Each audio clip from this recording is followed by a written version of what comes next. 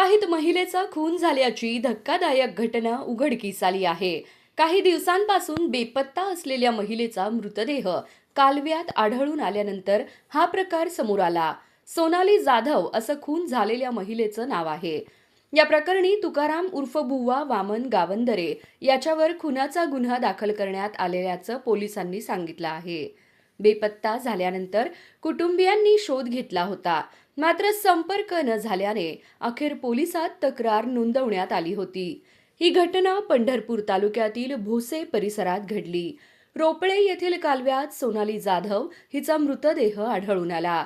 मृतदेहाची ओळख पटताच कुटुंबियांमध्ये शोककळा पसरली. पोलिसांनी घटनास्थळी पंचनामा करून मृतदेह शवविच्छेदनासाठी पाठवला आहे.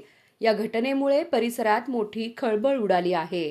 दरम्यान या खुनामागे वैयक्तिक कारणांचा संशय व्यक्त केला जात असून चारित्र्याच्या संशयावरून हा खून झाल्याची चर्चा सध्या सुरू आहे.